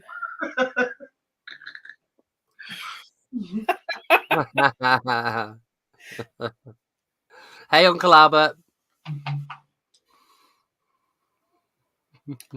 Well, you never know. We've got charity shows coming up soon in a couple of months. You never know. We'll soon be round the corner, won't it, again? Mm. Have any of you watched The Commitment? Yes. Oh, The Commitment. Yeah, brilliant. See, that's another one I don't mind, The Commitments, because it's an actual film that's with song. It's not song, and it's not, you know. As soon as those opening notes start and you've got Hugh Jackman, it was like, I've turned that off. It's gone. You know, I had to watch it because we had to review it on Chris's channel. You know, that when Movie Chats was on Chris's channel on a Thursday. Yeah. Before he kicked us off and we had to start our own. Yeah. You know, but no, the musicals has just not been my thing at all. As long as you don't turn up like that at the meetup. In this day and age, I'll be allowed to turn up like that and gain entry because I think they'll be too scared to. Brad's trying to be a bit more hardcore now, isn't he? Just turn up there and say that you feel like you want to be like Sam Smith. You're a them. Yeah.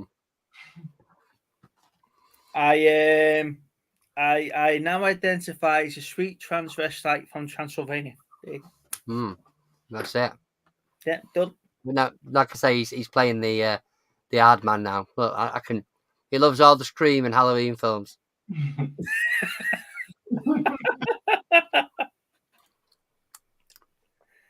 That's a shocker. Watch Grease now. Yeah, you need to watch Grease now. Brilliant. So Big C, what's about the Wolverine? The Wolverine. Now, if I remember my X-Men films, the Wolverine's the one where he goes to Japan, isn't it? Yes. That's the one. Yes. Yeah. So Wolverine Origins is the dodgy one where they go to the nuclear power plant. Yeah. And the Wolverines where they go to Japan. The Wolverine is the better one. Wolverine. I enjoyed the Wolverine. That's quite a good film. It is really good. Uncle Albert, I identify as a skinny person. This week's homework should be Fiddler on the Roof. I wouldn't even know where to bloody find Fiddler on the Roof, to be honest. In a bargain bin. I'm pretty sure we've got it on DVD from some charity shop. I'm sure that's one of those on them streaming sites. Yeah. And you would never get me to watch it, even if I was a rich man.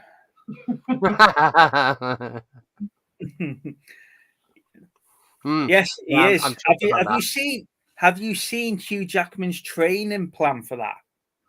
He's in the gym. He's in the gym 10 hours a day, and he's eating 8,000 calories a day to bulk up for Wolverine.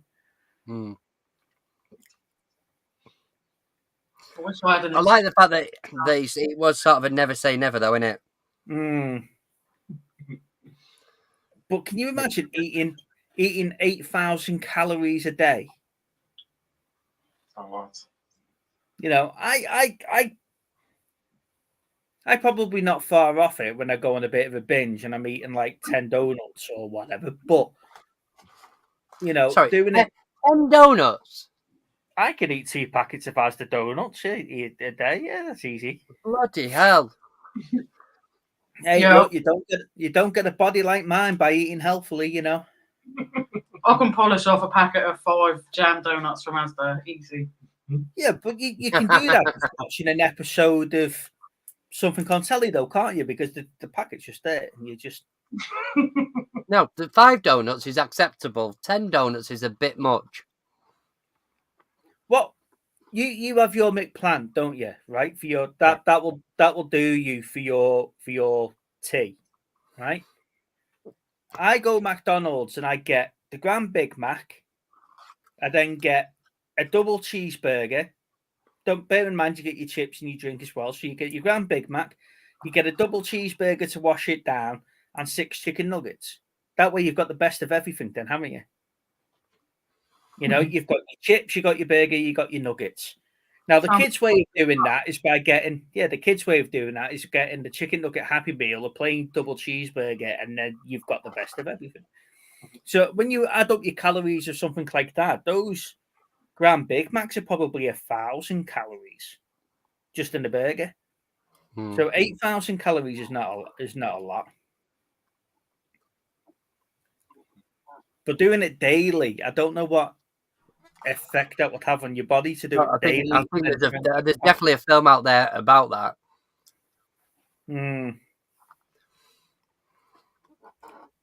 Vegetables, Kathy said. Yeah, there's some lettuce in a Big Mac, Kath. And if you have 5 Big Macs, you've got your 5 a day. Yeah. You know, it's just a big beef salad butty at the end of the day, isn't it? Yeah, of course it is. Hugh Jackman in The Prestige. Now, I love The Prestige. Yeah, it was good. I think that's a great film. Christian Bale in that is also really, really good. But the other film that gets sort of tied in with it is The Illusionist with Ed Norton and Jessica Biel, and that's another great film. Yeah. Is there even a Grand Big Mac on it in England? It's Grand Big Mac. It's the burger of the month or whatever. 700. There you go. 741 calories. I want to try the McSpicy burger. I haven't tried it yet. If there were anything like the spicy nuggets, they weren't spicy, were they? They were just orange. They were. They had like a spicy coating on it, and I think that's what the chicken's got. Oh, okay. But I spent 2 years living in Scotland, right? During the week because I was on the project, and practically every other day we went to Subway, and I ended up with a foot-long meatball sub with all the salad, and then 2 portions of steak on top, and that was like a go-to. Claiming that back? Yeah, we were claiming it back, yeah, but you can't claim the calories back, though, can you? You know, and then you get all your beer in the hotel and everything like that. So, you know, that's the reason why it's Big Steve and not Skinny Steve. Yeah. Watch Creed 3. Oh, you watch Creed. What's that like? Sure, no. I know, I've just read that. Did you see the comment he left on the trailer video? No. So funny.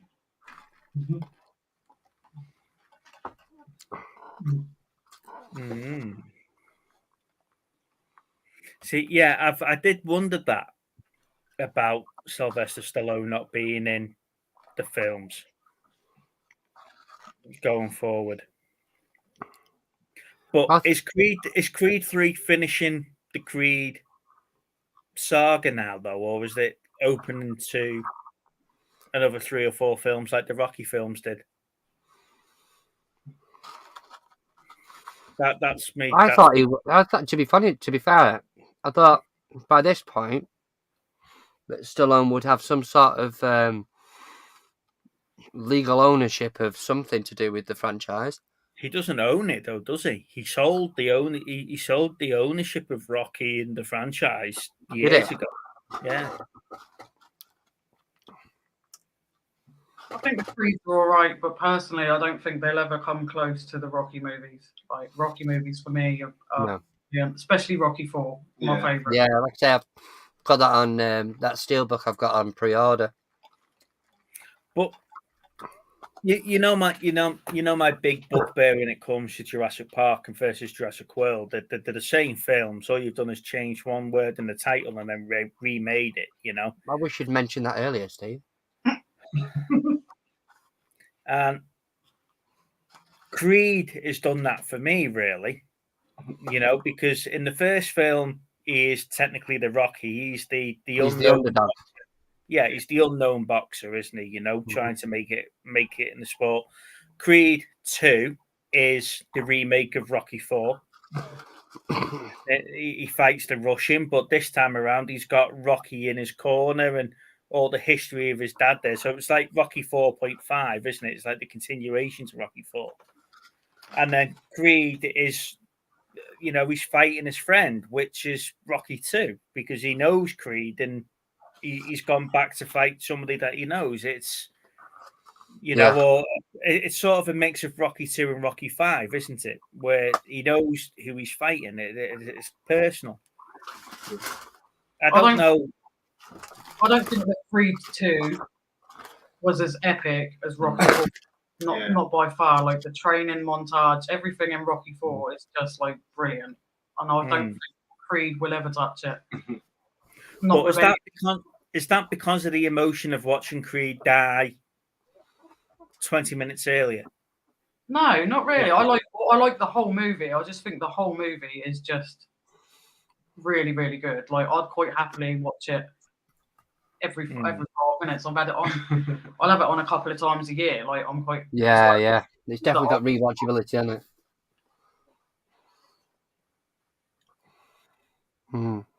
Hi, Sean.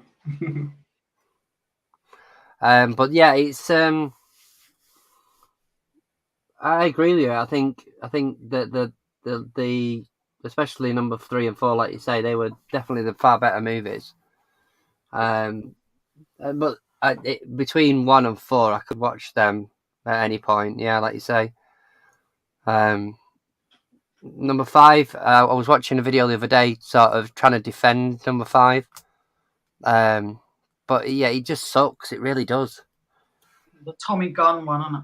It's like... Yeah, I mean, it's not the worst movie I've ever seen, but it's not. The problem is the expectations, because of how high it was set with the 4th one. What that sort of precedent that set, it was difficult to try and do anything better than that. And obviously, the state that it was left in after the 4th one, I think that's probably logically the only way that they could do it was for him to sort of almost retire from the sport. And the premise was set, though, wasn't it, that he's brain damaged after the 4th one? Yeah. So it wouldn't make sense for him to go back into another big fight like that. And he's holding on to something. He's lost his whole livelihood. He's lost everything that he's had because he's got no money coming in. Yeah, there's been bad investments going on everywhere because of Paulie and everyone like that, and someone's run off with his money, and he's trying to hold on to something that he knows after turning his life upside down. Night, Kathy. You know, and night, Kath. And that was the premise of it. Don't get me wrong, I don't think it was executed the way it had it planned out, but I don't think it's a bad film. No. I think if that came before Rocky 4, Yeah, I think it would have been hailed as sort of a build-up to the ultimate movie of Rocky 4, wouldn't it? So if they've done, okay, let's rewrite Rocky now. So Rocky 3, when he loses to Clubber Lang, yeah, right, and he goes down that downward spiral.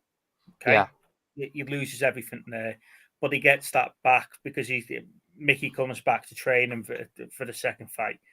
If Mickey didn't do that and Rocky went into that spiral then, and then you saw what happened to him losing all his house and everything else, and then Rocky 4 happens and Creed gets killed, and then the fight with Drago finishes the saga.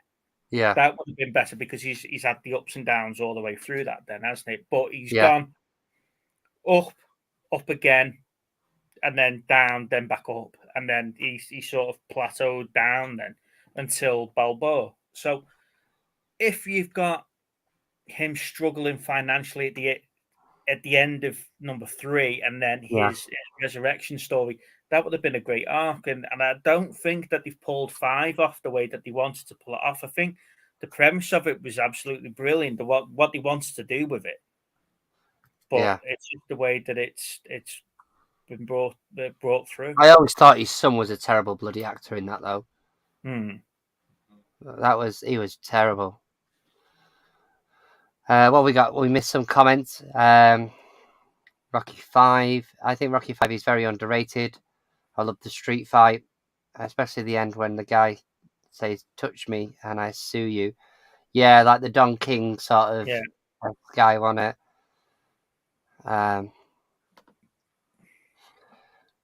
Yes, that's an awesome deal, that pal. Yeah, I really enjoy them as well. The Daniel Craig ones, good movies. Obviously, Quantum of Solace is the weakest one out of a lot of those, but Casino Royale is probably one of my favourites. To be fair. Yeah, Sean A saying he's only watched Creed 1 for him. It's far from the Rocky links. Yeah. Yeah. But again, I think is Creed 1 the sort of redemption for Rocky 5? The old trainer bringing a new fighter through and, and plowing his life into it. But obviously, he's got the ties of it being Apollo's son. Brad, you realise it's not a true story, though, mate, don't you? Yeah, but I understand that, dipshit. No, I'm talking about Brad's comment. I think he needs some counselling for this, but lots of it.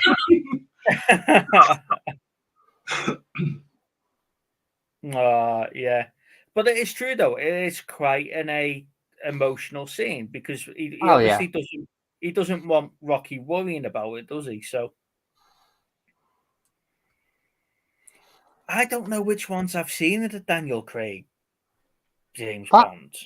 What do you mean you don't know which ones you've seen? How have Casino Royale? Yes.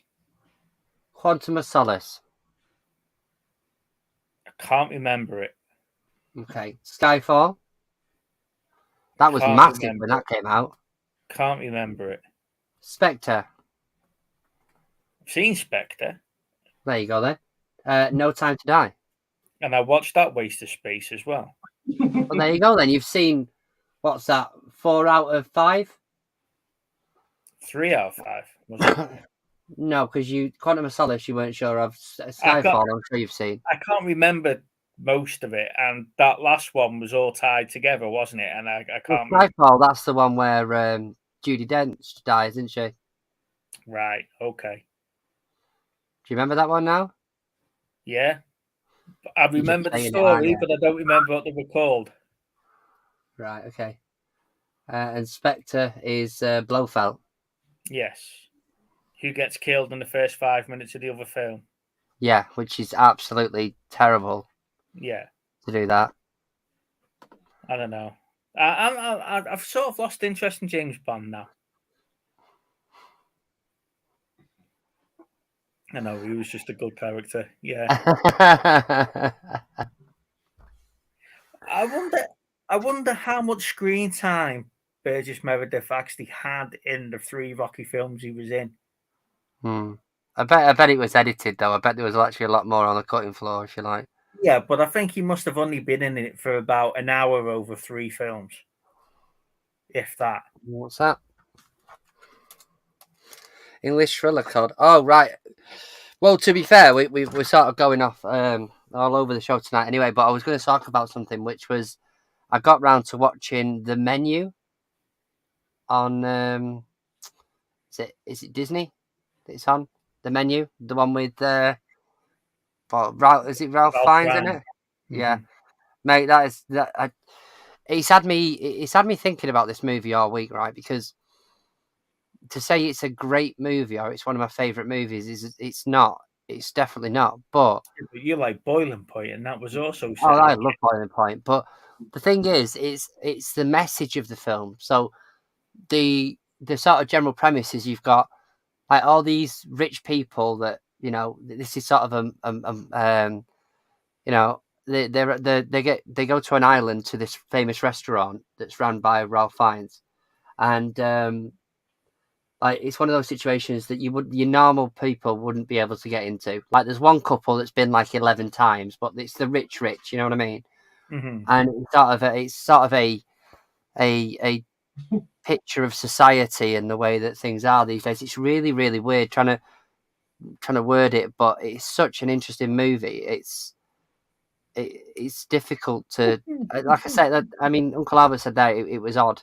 Yeah, and that's what I'm saying is that it's thought provoking. I think is probably the best way of saying it. But I'm trying to add it to my collection, but at the minute it's not. It's quite expensive to buy the Blu-ray. But yeah, it's a weird film. If you want to watch it, it's definitely worth a watch. Yeah, we are all over the shop tonight. Don't worry. But we usually are quite structured. Lindsay and Alvin, apart from Grease 2, is there anything what's your go-to movie if you've got a spare 2 hours of your evening? Where would you go? What would you pick? For me, I would go straight onto Netflix. I recommended this to little Steve the other night, and I would sit and binge watch Glitch again. Yeah. Absolutely loved it, and would quite happily sit and binge watch it all again. I think it's about 6 series, and it's absolutely brilliant. What about you, Alvin? Well. If you've got 2 hours without Lindsay picking Glitch, maybe I'll be watching like Green Lantern or Carter. Get Carter. Yeah. Get Carter. Yeah. Did Michael Caine get Carter? Yes. Yeah. No, we reviewed that a couple of weeks ago, didn't we, Steve? Yeah, we did. I'll say a couple of weeks ago. It was a couple of months ago now. Bloody hell.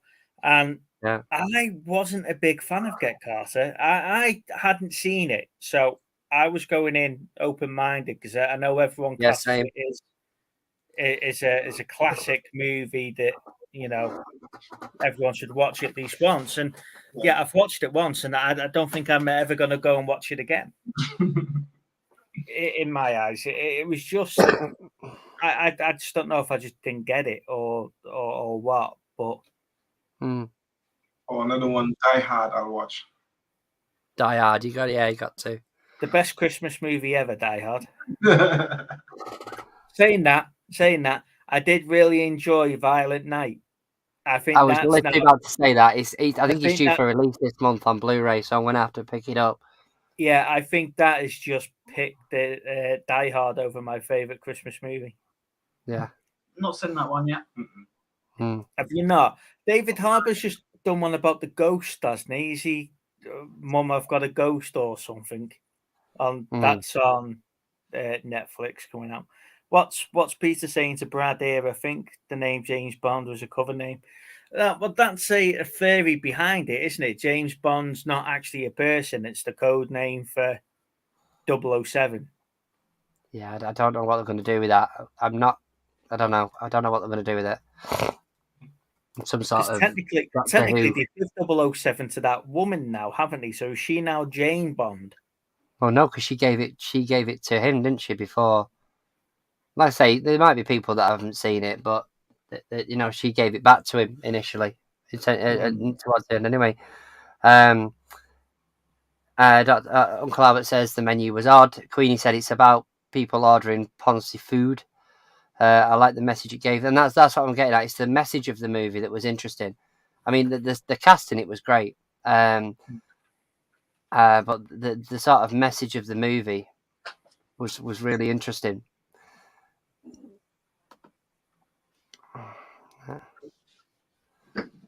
Yeah, I hope you do watch it, and I'd be interested to see what your thoughts were on it. Let's see. Sci-fi. Yeah. I've been watching the next movie over and over, Moonfall. Oh, Moonfall. Yeah. Yeah. Really, really, really good. I've seen it. It was advertised as like a really good sci-fi film, and I enjoyed it from a sci-fi perspective. Yeah. When they go up to the moon, I think I'd lost a bit where he stayed behind. One of them stays behind, doesn't he? He said one of them have to stay behind because I think they need a human in there with the machine itself. Yeah. Yeah. So I must have missed a bit where they were trying to explain why he was staying behind. And the second time round, I was like, I get it now. You reckon they're going to have a second movie to it? Because the way it ended like a way they have a next movie to it. Yeah, and I think they were expecting it to be a bit more successful than what it was. I think this is another one of the... Do you know, like... You said that you like Green Lantern, and do you know when I did my Green Lantern review, and I said that's a prime example of when an actor's experience kills any chance of a sequel. I think that's what's happened with Moonfall. I think when you've got 3 out of your 4 cast members saying they won't return for a sequel, then like that's the end of the sequel. You've killed it there, regardless of it. And I think the bad press before it came out has killed the film as well. I actually enjoyed it. Yeah, and I would definitely give it a sequel just to finish off, because it's a book, isn't it? Moonfall. It's based on books, isn't it? Oh, I didn't know that. So there is other stories there. Have you slightly off topic, but have you seen that Chris Rock has released a Netflix special? I was going to mention it. Have you seen it? I haven't seen it yet, but I've seen a 6-minute clip about that. Right. So I don't enjoy, as you know, I don't enjoy anything. The hypocrisy behind. Yeah, the hypocrisy behind the American M word. Yeah. You know what? Right. If it's bad to say, no one says it, regardless who you are. Yeah. Yeah. It's a lot of that, but he also throws in the bit that every now and then he says through the selective aggression. Yeah. Right. Is I don't want another pissed off rapper on my case. Right. And he says that throughout. Right. And then at the end, the last 7 minutes is to do about the Oscars. But he goes into so much detail about what happened with the Smiths the week before the Oscars. Yeah. That you understand why Will was pissed when he said what he said. But then you also understand why Jada was pissed about what he said, what triggered Will to go and do what he did. So if you haven't seen it, I'd say you can watch it, but if you I could understand if you fast forward for the last 10 minutes.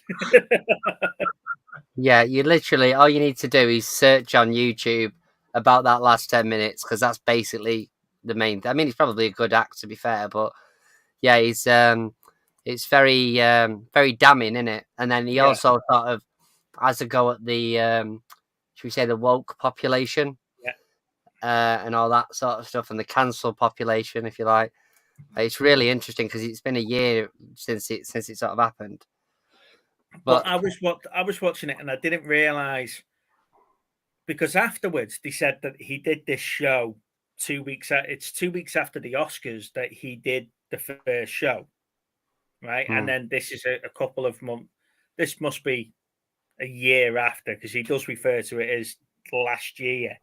Yeah. So he does, but some of the stuff he talks, because he talks about his daughters and stuff like that, and his family and stuff like that. But every now and then he does finish a joke and he goes, right, well, I don't want to upset Kanye because I don't want another pissed off rapper on my case. And then he upsets somebody else and, well, I don't want another pissed off M-word on my case and all this, like, you know, and he does refer to him throughout the show. But for Will Smith to come out and says he's hurt and upset that he's referred to him in his show, but he's not watched the show himself. And I'm like, so what have you watched? Who's told you that he's done this? Because I don't know if Netflix would have had to say, by the way, you mentioned your family in this before they put it out. I don't know if they would have to do that or not. But the 17th of March, the Shazam movie's out. Yeah, I was just about to say, that looks good. I'm looking forward to that. I think Will has made himself memorable now, though, for that little line. Keep my wife's name out your... Yeah. People just remember him for that now. It's true. Yeah, it's true, isn't it? I don't know. He starts off the show saying, right, we're not going to talk about it. Right? We're not here to talk about the Oscars.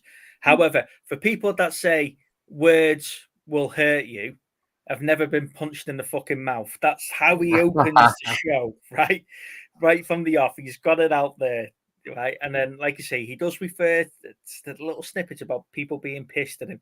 But when he gets on the rant about Will Smith at the end, you sort of understand why he's angry with everything that's been going on. You know? The thing is, Will Smith laughed. When he first said what he said to Jada, Will Smith laughed, and it wasn't until she sort of did the look. Look at him like that. That's the one. Yeah. Because you see your pans to him and he's sort of laughing, and then you see her face like, oh. That's why it's called selective aggression or selective anger, the show, because he was laughing at it first and then he was upset. Well, it's not just that. He goes into talking about Will Smith on the pink table or whatever it is, isn't it? Mm-hmm. The round table thing that she did with him. Yeah. You know, and that was quite interesting. You're being interviewed by the person that's banging your wife. It's been cheated on. It's cheated on you. Yeah. You're being interviewed by the person that's been banging your wife. Everyone's called you a bitch for weeks well before this about letting this happen. But then you punch me, someone that's 2 foot smaller than you and you can have, and you punch me on TV. Yeah. You're a bitch. And that's what he kept saying for about 7 minutes. You're nothing but a bitch. And it was... I could see a charity boxing match in this, you know, just to finish this off. Just get the hey, we've got it. We've the controversy of this program. Don't blame her. No, I don't blame the woman for the scrap, right? Because Will's obviously gone to defend his wife. I blame Jada for putting Will in a position where he thought he had to do that, apart from shouting, "Oi, shut the fuck up." You know, she's put him in a position where he's had to do something there, and that's quite clear on the clip that you know he's having to do something.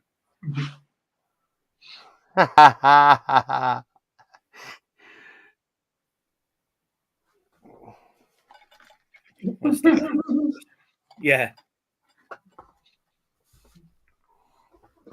I mean, the thing is, though, we don't let's not sort of ruin it for everybody with that Chris Rock stuff. But like going back, that interview itself. Did you ever watch that interview? Because it is so bizarre. It's unbelievable. The audacity of and I don't know what was going through their head. It's basically like bloody the royals at the minute. I mean, Meghan and Harry, and it's like they must sort of sit there and think this is a good idea. You know, to actually have that on the show where he's on the show and she's interviewing him going, well, you made it, how did that make you feel? And he's going, well, I wasn't doing this and I wasn't doing that. And this is why it's sort of acceptable for you to have done what you did, and it's just so surreal of an interview that, honestly, there is no world that actually fits into that makes any sense whatsoever. It's a bit weird anyway, and like the family in general, like. Oh God, yeah. Yeah. Kind of putting out really personal business and putting it out there, like. Hasn't she said before that she would have but if Tupac had still been alive, she would have still been with Tupac and like. Yeah, well, that was it. That was another part of that interview, if I remember rightly. It was almost like, because at the time, if I remember rightly, they were going on about something to do with either they were both friends with Tupac, or she was with Tupac when Will met her, or something along that odd. It was really odd, but she was literally saying to him, if he was still alive, I wouldn't be with you.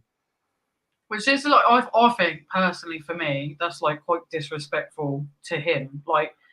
If you really wanted to say it, that's something you could have said in private with just you two. We don't need to. Yeah. We don't need to be broadcasting that and embarrassing him. Well, it's all context, though, isn't it? That relationship's not been great since Willow was born. So, it's all context to what was going on in that household. It was all designed to try and save Will's future, because he's just committed career suicide, hasn't he? On the biggest stage of them all for actors. Was that interview after that then? I thought that was before it. No, it was before. It was before it, but after the slap, that all dredged up, so it was all over the media. And so it depends on how much of that interview was going to get shown. Yeah. Before that happened. I just, like I say, I just remember that. I mean, I watched it. It was a good half an hour or so, and it was just so weird. It was like an out of body experience. You're watching it, thinking, "Is this really happening?" Yep. It's like when you've got a serial killer living in your street, isn't it? And then you get everyone that gets interviewed saying, "Oh, he was such a nice person. We've never seen him do anything at this." No, before. it was how. 2 weeks later, you've got videos of him carrying 6 foot long black bags in and out of his back garden, and no one saw it until then. No, but he's literally like, "Well, I murdered your family, so how do you feel about that?" Yeah. Yeah. Yeah, I kept your missus up and, fed it to the dogs. But how do you feel about it? Well, you did what you had to do. And it's just, what the fudge? She's literally going, well, you pushed me into the arms of my son's best friend, and because you weren't giving me the attention or talking to me or treating me the way I should be treated or whatever. But it was so weird. And he's there just taking it, going, yeah, it was all my fault. I didn't see it from your point of view. That's what I mean. Those clips that came out after that, I don't think they were ever had the intentions of being aired until he did what he did on the Oscars. Maybe. And then the bits that they've shown of him being a bit more remorseful about the relationship and how it went down with Jada is probably what they've tried to save his career with. I wasn't perfect and all this, and trying to justify what he did after the look he gave him. I don't know, mate. It's a weird situation. But like I say, that long story short, that Chris Rock thing, I'm definitely gonna watch that. But the 6 minutes or so at the end that is all over Facebook and YouTube and stuff. It was really interesting how he explained it. It's only it's only an hour and 20 minutes long. But I like him as a comedian anyway. I think he's all right as a comedian. But like I say though, the way when you read the articles, it was like the whole show damns him for it's all based on Will Smith, and it's not. It's not. There's lots of stuff in there that was funny, and I like Chris Rock, but I don't enjoy the hypocrisy side of things. You know that, and it's full of that, and I've made that quite clear on previous shows as well. They're both self-entitled. Yeah, and I think that's really what it is. I think with couples like that, they've lost touch of any sort of reality. Yeah. Do you know what I mean? It's because of like situations like that where we're in a position now with the amount of woke situations that we have, is because people see that, and to younger minds it must seem like that's normal, but it's definitely not bloody normal. You know, if she's been shagging about with my son's best mate, she's out the bloody door. But I don't know what that's got to do. You don't take responsibility for the reasons that she did what she did. But that's nothing to do with it being woke or anything like that, or being acceptable in modern day standards. That's just someone's relationship going for a burn. Yeah, I'm not talking about the actual relationship side of it. I'm talking about they're talking about it as if it's the norm. Even the conversation is not the norm. As if it's like acceptable behaviour because it was all right for me to go and do that. Well, if you were going for relationship counselling, couples counselling, that's a conversation you're having with the therapist, isn't it? Yeah. Do you accept your role in pushing her to him?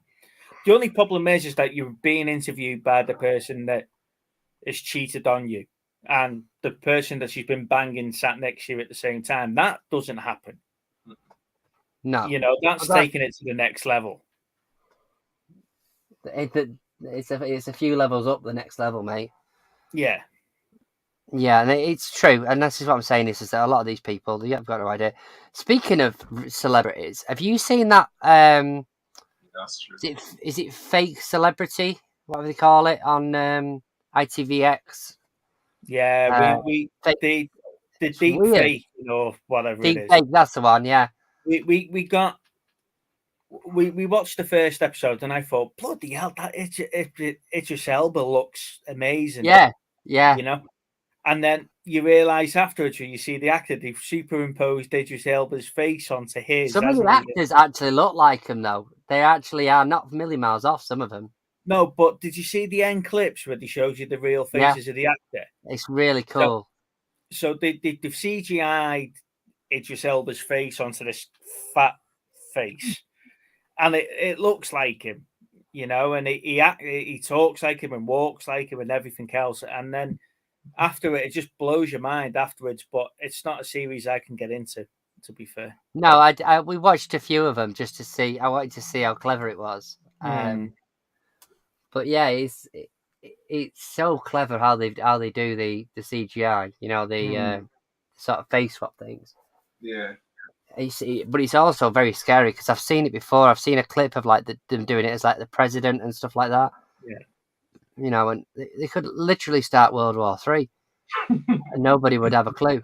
It's true. Well, I didn't know what it was at first when we started watching it, and I was like, was you trying to wonder out why Idris Elba was a gardening freak?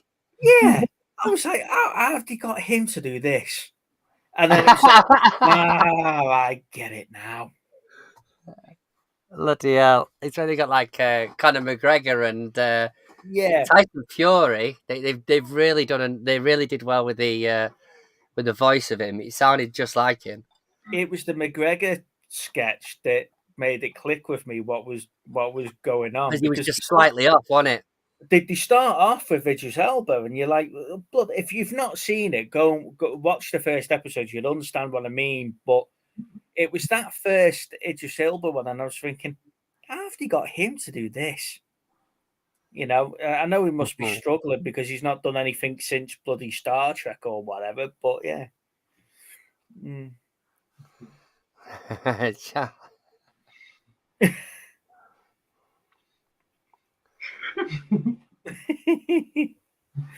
But no, it was all right, but it's not a series I can get back into. Like I said, I'm starting to watch Supernatural again. I'm on episode 11 of season 1 now, and I started watching that at the weekend. I'm on episode. I've watched the first episode, but a mate of mine was telling me about a little mini series called The Gold on BBC. It's on catch up now, but it's about I think it was 1984, like the biggest gold robbery at Heathrow Airport. So the guys turned up expecting to see like millions of pounds worth of money, and when they got there, it was 26 million pounds worth of gold.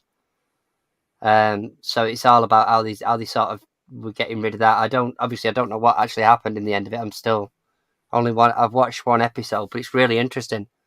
That's where they were stealing like gold chains and gold rings and stuff. So like basically, what my mate was telling me, because again he was only about halfway through it, he was saying that when they had to smelt it down, but they were putting in like rings and other stuff, so it weren't pure gold or pure this particular gold. But yeah, it's like I say, the first episode was really interesting. I'd like to have seen more of the actual robbery itself, because that happens quite quickly. But it's definitely something I'm going to continue to watch. I watched there's one called Prey. I picked it up the other week. We had series 1 and 2 on from the two guys out of Life on Mars. In the first series, it's one of them, and in the second series, it's the other.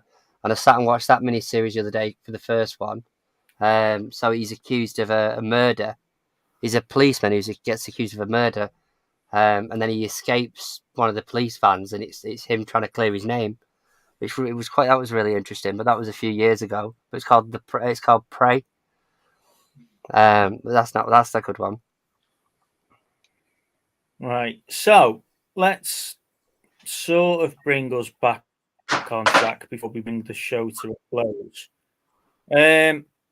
We've got our homework movie as Grease 2, which thank you to Lindsay and Alvin. They obviously understood.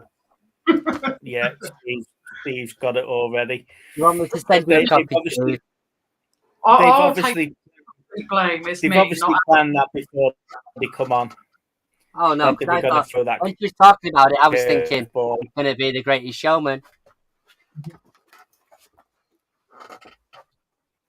No, I think she understood from the comments I left last week's show that I was never going to watch that piece of shite ever again.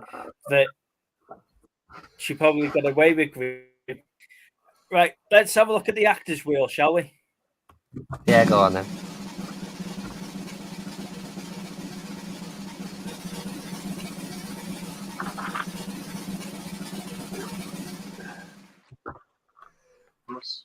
Oh, okay. That'll be a good one. Yeah. Bruce Willis. Now, this is either going to be really, really good or really, really poor. Depends what your opinion of his movies are. Well, after 2006, has he made any good movies? We do not see that dimension now. Yeah. He has recently. Yeah. It's really sad, but I can't think of. What's one of After 2006, has he been in anything memorable? Red. That's a cop out. Steve's already used that one.